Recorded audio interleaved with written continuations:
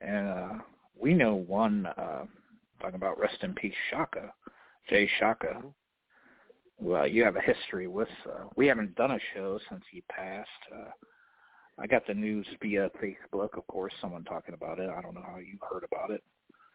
It wasn't on Facebook, but it was through Facebook. It was not a phone call.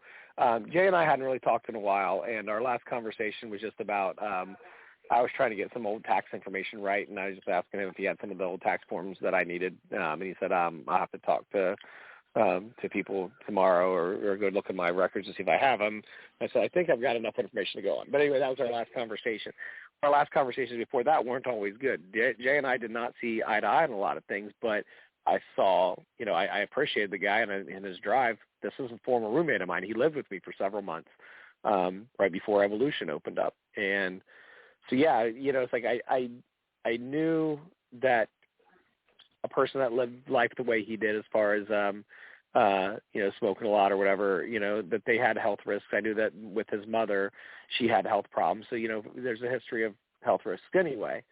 But when I found out he had a stroke, I knew about that, and I knew that he'd, mostly recovered from it. But then when I found out that he had passed, it was actually from a guy named Bobby who we used to work with, and he was messaging me about it and asking me if I knew anything, because we really didn't have all the pieces at first. We just knew that he had passed, and it was complications from a stroke. So it's sad. It's sad because, like you said, there's history there.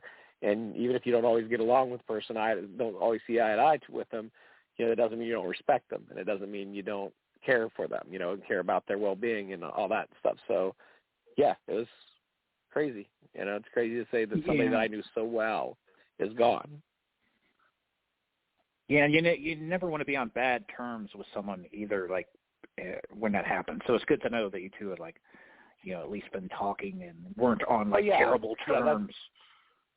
That was exactly how I felt. It's like our differences are past and put behind. He blocked me for some political stuff on Facebook or whatever that I, basically, just disagree with him on, and said, this isn't factual. This is kind of the facts. At least be honest with what you're saying. And then he blocked me, and then we talked a little bit, and he was, and we just, even after he blocked me on Facebook, he just said, well, I just, I have my opinion, you have yours, or whatever.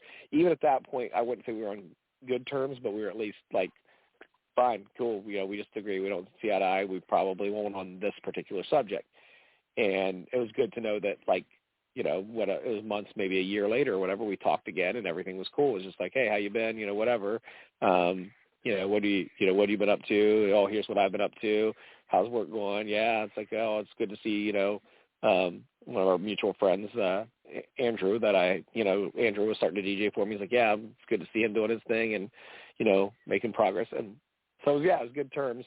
And that's the best thing I can say is that what my last conversation with him was not a negative conversation, because that's not how you ever want to end things with anybody. Something to keep in mind no matter what, no matter who you're talking to.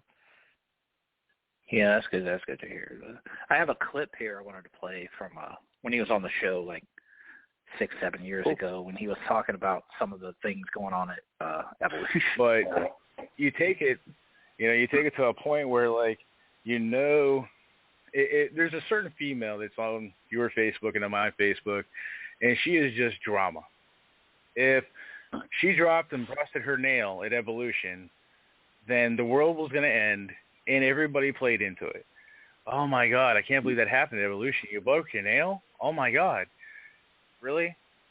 You know why you broke your nail? Because you got drunk, you fell on the fucking stage, you acted a fool, and then want to sit there and criticize me and my bar because you fucked up.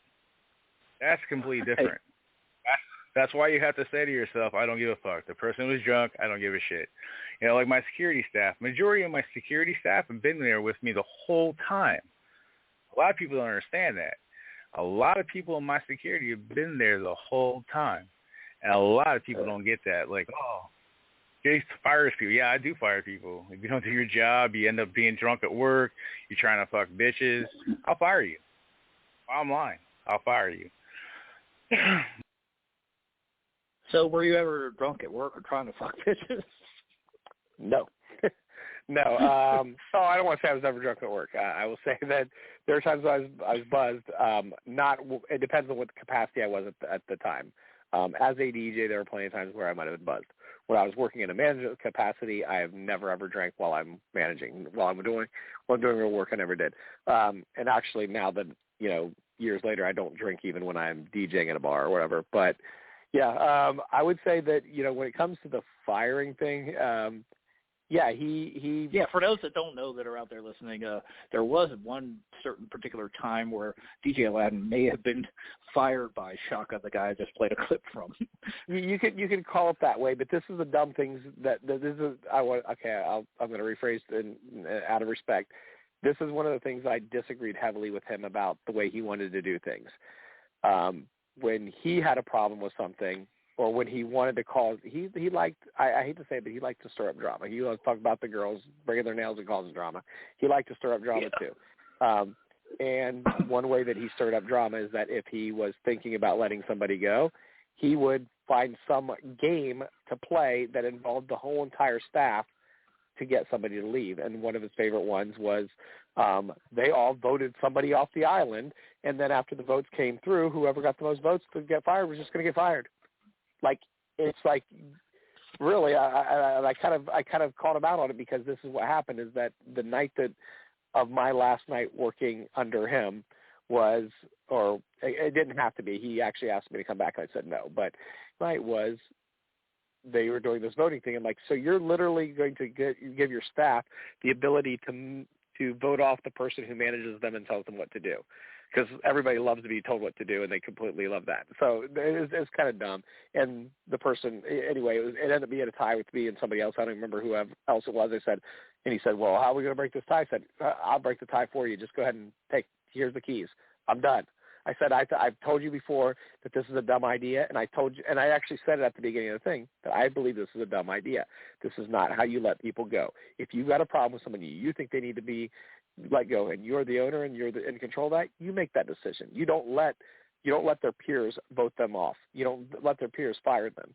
You can't let one bartender fire another bartender. You can't let one bartender fire security staff. You can't let the security staff fire the bartender.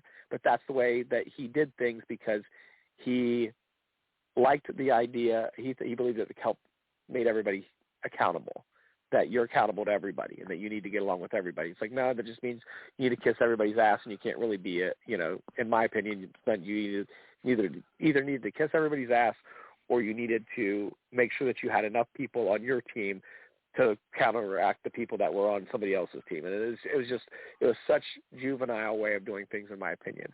I like the guy. I like his drive. I like that he's smart. I know that he's intelligent, that he did things the way that he thought was productive. But I just wholeheartedly disagree with that. Anyway, to get to the end of it, at the end, two votes for me and somebody else. We had the same number of votes. I told him, take your keys. I'm done. I'm not going to be part of this. He's like, well, why? Why are you going to do it that way? Why can't we just work this out diplomatically? He's like, because it's not a diplomatic thing. I am the manager. You are the owner. If you don't want me to be managing, tell me you don't want me to be managing. If you want me to be managing, you tell everybody else that this is your manager and you stand behind me. You don't do this. You don't create rifts in the employees against each other. You don't do that. That's the dumbest thing you can do, to work as a team. And but that's the way he did things. So I gave him his keys back. A couple of weeks later, he came over to my house, asked me if I wanted to come back, and I still have the conversation because I recorded it. And I don't want to tell you, that there was a specific reason I recorded it. It's just because he was the kind of person that to get things where he wanted to, he would sometimes manipulate a little bit and tell half-truths. And I wanted whatever he had to say to me to be, this is our conversation. I record our conversation. I didn't tell him I was recording the conversation. In that conversation, he didn't say anything that was untrue. He didn't act in a certain way. He tried to justify why he goes through things that way and how, he believes that I should have stayed, but he wanted to be a wake-up call to me, that he wanted me to do things differently. And I said, you want me to do things differently, you tell your manager you want them to do things differently. You don't have the staff members say that I don't like you because you told me I had to go home and change because my butt was showing, or whatever it was that, was against me, I guess. Sorry. But I went on a rant there. But basically, yeah, he let me go, if you want to call it that. And far before he let me go, I had left the place and came back once. He threw a glass at me at one point in time because he didn't like me calling him out for his tactics. I'll just put it that way. He had a tactic of advertising, which was basically walking inside of another person's business and basically trying to steal their business. And I didn't like it. And I told him, I said, that's just not a cool way to do business. And so he threw a glass at me. So it's whatever. I mean, I did the glass like... soul. I loved the guy, I really did, but it was one of those things where, you know, it was almost like a brotherly love where there's that sibling rivalry and you don't see eye to eye and you just maybe never see eye to eye, but you still respect each other. Everything you said there, I wanted to ask about what it's like you're fucking wearing a wiper. Did you set like a recording device? Like, did you have a tape recorder? My phone. Did you I just had a phone. Yeah, I just had a phone. This was an iPhone recorder, and like I said, I have no idea where that recording went. I know that, you know, because that phone probably, I don't know if I still have that phone somewhere or not, but I recorded it, and, you know, it was a 25, 30-minute conversation or whatever, and, you know, it ended fine, and I just said, you know, no, I don't want to come back. I said, I can't come back after what you did. I wholeheartedly disagree with the way you run things, so I can't come back. So, no, it wasn't like I was wearing a wire. It was just literally we were sitting on my patio out front, and my phone was just sitting on the little whatever table in between our patio chairs that you know, it was just there, just recording the conversation. I'm recording this conversation. Yeah, I know. That's